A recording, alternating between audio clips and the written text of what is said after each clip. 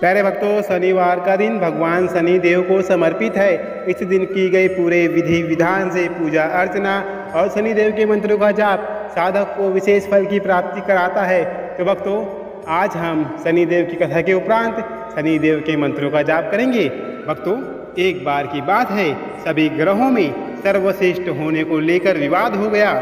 जब समस्या का हल नहीं निकला तो सूर्य, चंद्र, मंगल, गुरु, शुक्र, शनि, राहु और केतु इंद्रदेव के पास गए। इंद्रदेव भी इस समस्या का हल नहीं कर पाए। तब इंद्रदेव के कहने पर पृथ्वी पर न्यायप्रिय राजा विक्रमादित्य के पास सभी ग्रह पहुँचे।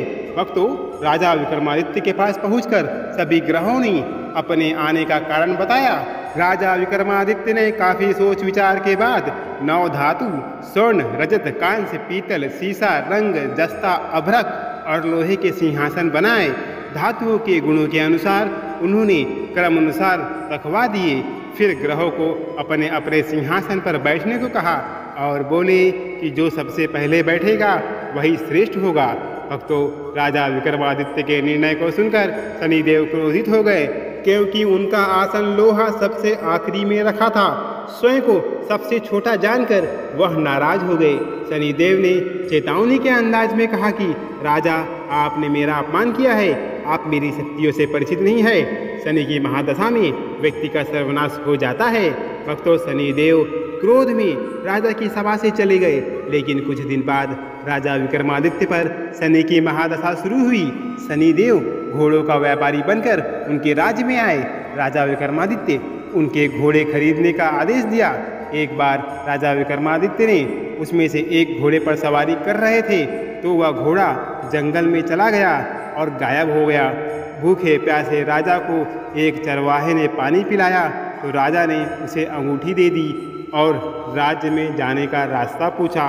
तो नगर में आकर राजा विक्रमादित्य एक सेठ के यहाँ आराम कर रहे थे। राजा की कुछ देर वहाँ बैठने पर सेठ की बहुत कमाई हुई तो उसने राजा को भाग्यवान व्यक्ति समझा और अपने घर ले गया। सेठ के घर में सोने का हार खूंटी पर लटका था। सेठ घर से बाहर गया तो एक आश्चर्यजनक घटना घटी। अचानक हार गायब हो गया। सेठ ने राजा पर चोरी का आरोप लगा दिया। भक्तों, नगर के राजा ने राजा विक्रमादित्य के हाथ पैर कटवा दिए। एक तेली को राजा विक्रमादित्य की दशा पर दया आ गई। इसके बाद राजा विक्रमादित्य पर शनि की महादशा खत्म हो गई थी। वर्षा ऋतु में वह मल्हार गा रहे थे। उस राज्य की राजकुमारी मनभावनी ने राजा के मेघ मल्हार सुनकर मोहित हो गई और उससे विवाह करने की जिद करने लगी। राज्य के राजा ने बेटी की विवाह राजा विक्रमादित्य से करवा दिया और वह दोनों तेली के घर में रहने लगे। भक्तों, एक रात शनिदेव राजा विक्रमादित्य के स्वप्न में दर्शन दिए और कहा कि तुमने मुझे छोटा कहने का परिणाम देख लिया। तब राजा विक्रमादित्य ने शनिदेव से क्षमा मांगी और कहा कि उनके जैसा दुख किसी को ना दे। शनिदेव ने कहा कि जो उनकी कथा का श्रवण करेगा और व्रत रखेगा उसे शनि दशा से भी कुछ दुख नहीं होगा। शनिदेव ने राजा विक्रमादित्य के हाथ पैर वापस कर दिए। भक्तों, शनिदेव के चमत्कार से सेठ का हार भी वापस अपनी जगह लौट आया। जब सेठ को सारी बातें पता चली तो उसने अपनी बेटी श्री कौरी का विवाह राजा विक्रमादित्य से कर दिया। भक्तों, राजा विक्रमादित्य अपनी दोनों पत्नियां मनभावनी एवं श्री कौरी के साथ अपने राज्य लौट आए।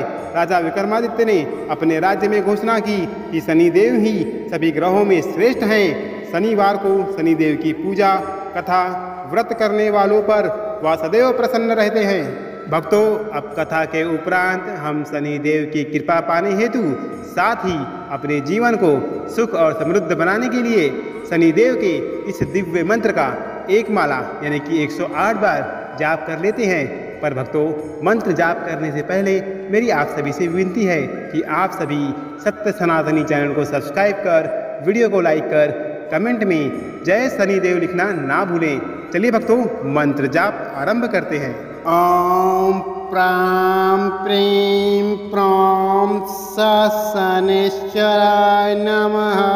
ओम प्रां प्रीं प्रौं शनिश्चराय नमः। ओम प्रां प्रीं प्रौं